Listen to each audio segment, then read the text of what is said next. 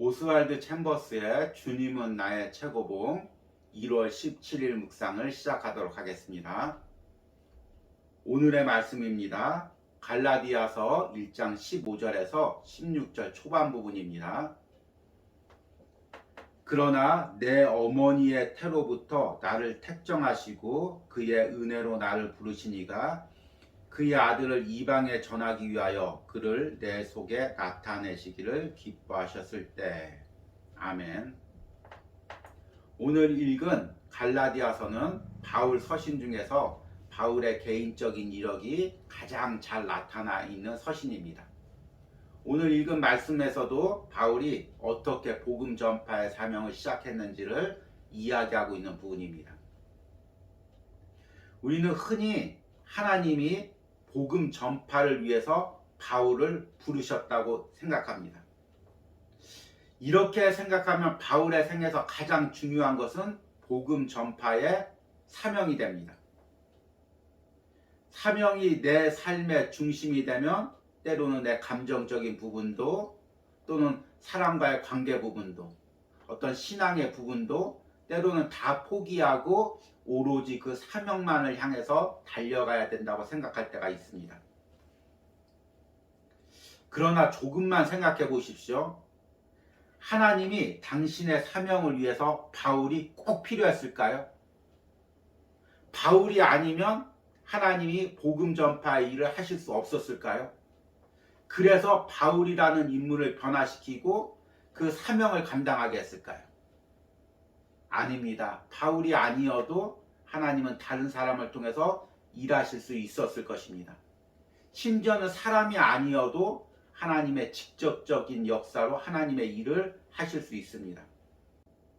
그럼 왜 바울을 부르셨을까요? 오늘 말씀처럼 하나님이 바울을 택하셨기 때문입니다. 하나님께서 바울을 사랑하셔서 많고 많은 사람 중에서 바울을 택하셨습니다. 바울은 일생 동안 그 하나님의 사랑을 체험하고 그 사랑이 감사해서 복음 전파의 사역을 감당한 것입니다. 결국 우리에게 중요한 것은 내 안에 있는 하나님과의 관계입니다. 내 안에서 하나님의 사랑을 체험하면서 사는 것입니다. 이 부분을 오늘 주님은 나의 최고봉에서는 어떻게 이야기하고 있는지 한번 오늘의 묵상으로 들어가 보도록 하겠습니다. 오늘의 묵상입니다. 하나님의 부르심은 어떤 특별한 봉사를 위한 부르심이 아닙니다. 내가 하나님의 속성에 접하게 될 때 나는 주를 위해 무엇을 하고 싶은지 깨닫게 됩니다. 하나님의 부르심은 근본적으로 그분의 속성을 표현합니다. 봉사는 내 속성에 잘 맞는 것이 밖으로 표출되는 것입니다. 일상적인 삶의 사명에 대해 사도 바울은 말했습니다. 그의 아들을 이방에 전하기 위해 그를 내 속에 나타내시기를 기뻐하셨을 때. 봉사는 헌신된 마음이 흘러 넘치는 것입니다. 엄밀히 말하면 봉사는 부르심이 아니라 하나님의 속성과 나의 속성이 일치된 모습이 현실 속에서 드러나는 것입니다. 봉사는 나의 삶의 자연스러운 부분에 해당합니다. 주님과의 관계를 맺게 되면 나는 주님의 부르심을 이해하게 됩니다. 그러면 그분을 향한 순전한 사랑 가운데 내게 있는 것으로 주를 위해 뭔가를 하는 것입니다. 그러므로 하나님을 섬긴다는 것은 주님의 부르심을 듣고 마음을 다해 사랑을 표현하는 것입니다. 봉사는 내 속성에 맞는 것이 표현된 것인 반면 하나님의 부르심은 그분의 속성이 표현된 것입니다. 결과적으로 거듭남을 통해 내가 주님의 속성을 받고 그분의 부르심을 들을 때 그 신성한 부름은 놀랍게도 내 속에 임한 주님의 속성을 부르게 됩니다. 그래서 이 둘이 함께 일하는 것입니다. 하나님의 아들이 자신을 내 안에 나타내십니다. 그러면 나는 주님을 향한 사랑의 마음 가운데 나의 일상적인 삶에서 그분을 섬기게 됩니다. 오늘 묵상은 처음 읽어서는 쉽게 이해가 되지 않습니다. 그만큼 이해하기 어려운 단어들이나 문장들이 있습니다. 오늘 묵상을 쉽게 이해하기 위해서 먼저 단어나 문장들을 설명해 보려고 합니다. 오늘 나와 있는 봉사라는 단어는 주의 일이나 사명이라는 의미로 바꾸면 좋을 것 같습니다. 흔히 우리가 봉사라는 말을 쓸 때는 사회적인 봉사도 포함하기 때문입니다. 오늘 묵상에서 이야기하는 봉사는 그런 사회적인 일이 아니라 내가 하나님의 은혜를 받고 그 은혜에 감동해서 주의 일을 하는, 사명을 감당하는 부분을 이야기합니다. 속성이라는 단어도 마찬가지입니다. 어려운 단어죠. 성품이라는 단어로 쉽게 해석하면 좋을 것 같습니다. 하나님의 성품, 나의 성품. 내가 하나님을 믿고 하나님이 내 안에 오시면 내가 하나님의 성품으로 변해갑니다. 그러면 하나님을 사랑해서 하나님이 원하시는 일을 하게 됩니다. 우리는 사명을 생각할 때 이것을 하나의 일로 생각하기가 쉽습니다.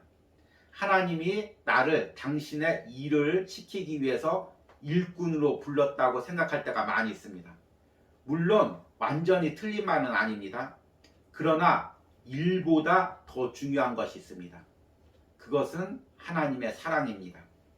이것을 쉽게 설명하기 위해서 주인이 종을 부를 때와 그 주인인 아버지가 자신의 아들을 부를 때를 비교해 보시기 바랍니다. 주인이 종을 부를 때는 일을 시키기 위해서 일적인 관계 가운데 부르는 것입니다. 그런데 아버지가 아들을 부를 때는 일을 시키기 위해서기도 하지만 사랑해서 사랑의 관계를 나누기 위해서 부르는 것입니다. 아버지가 아들을 일을 시키기 위해서 일적인 관계로만 부른다면 얼마나 삭막할까요?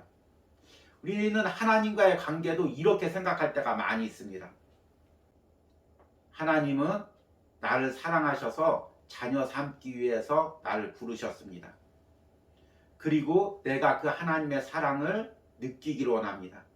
내 삶에서 그 하나님의 사랑을 표현하기를 원합니다. 이렇게 표현된 것이 오늘 말씀에 나와 있는 봉사이고 주의 일이고 사명입니다. 이 부분을 오늘 묵상에서는 이렇게 이야기합니다.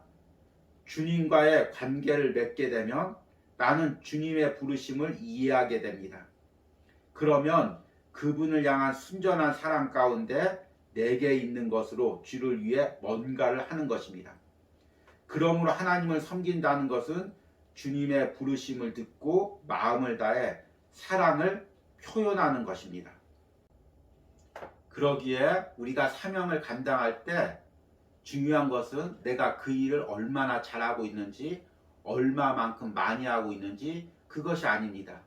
내 안에서의 하나님과의 관계, 하나님의 사랑을 느끼고 표현하는 것, 이것이 먼저가 되어야 됩니다. 어제는 거룩한 주일이었습니다. 이 영상을 접하는 대부분의 분들이 어제 교회에서 각자의 자리에서 열심히 주의 일을 했을 것입니다. 저와 같은 목회자는 강단에서 말씀을 전했을 것이고 또 성가대에서 아름다운 찬양을 부르기 위해서 노력하신 분들도 있을 것이고 주일학교에서 아이들을 가르치기 위해서 또 노력하신 분도 있을 것이고 방송실이나 음향 시스템으로 또 아름다운 예배를 송출하기 위해서 노력하신 분도 있을 것입니다. 모두들 실수 없이 잘 감당하셨습니까? 아니면 때로는 인간적인 실수가 있어서 월요일 하루를 시작하면서도 마음이 무겁습니까? 그러나 중요한 것은 나나 남이 내가 하는 일을 어떻게 보느냐가 아닙니다. 내 안에 주를 향한 그 사랑이 있는지, 그 사랑을 표현하는 마음으로 일했는지 그것이 중요한 것입니다. 혹시나 내가 주의 일을 하면서 그것이 하나의 일이 되어가고 있지 않습니까? 이것은 정말 우리 그리스도인이 경계해야 될 일입니다. 그 일 가운데, 헌신 가운데, 사명 가운데 다시금 하나님에 대한 사랑이 식지 않도록 간절히 기도하시는 은혜가 있길 바랍니다. 오늘의 적용 질문입니다. 내가 주의 일을 하면서 그것이 하나의 일이 되어가고 있는 부분은 무엇입니까? 나의 헌신 가운데 주님을 향한 사랑이 담기게 해달라는 기도를 드리시기 바랍니다. 기도하시겠습니다. 하나님 아버지, 어제는 거룩한 주일이었습니다. 열심히 주의 일을 하고 또 맡겨진 사명을 감당했습니다. 그러나 주님, 그 모든 일 가운데 내가 어떻게 했는지, 얼만큼 많이 했는지 그것을 보기보다 내가 어떤 마음으로 주의 일을 감당했는지 오늘 하루 돌아보게 하여 주시옵소서. 하나님, 내가 하는 주의 일 가운데 하나님을 향한 사랑이 있었습니까? 하나님의 사랑을 느끼고 감당했습니까? 아니면 그저 열심으로 감당했습니까? 주님, 내 안에 하나님의 사랑을 느끼게 하시고 그 하나님의 사랑을 감당하지 못해서 하나님 너무 벅차올라서 그것이 자연스럽게 밖으로 흘러나가는 것이 내가 맡은 주의 일이 되게 하여 주시옵소서. 주님, 매 순간 주의 일을 하면서 점검하게 하여 주시옵소서. 나의 마음이 하나님을 향하고 있는지 돌아보게 하여 주시옵소서. 오늘 하루도 이렇게 하루를 돌아보는 은혜가 있게 하여 주시옵소서. 예수님의 이름으로 기도했습니다. 아멘.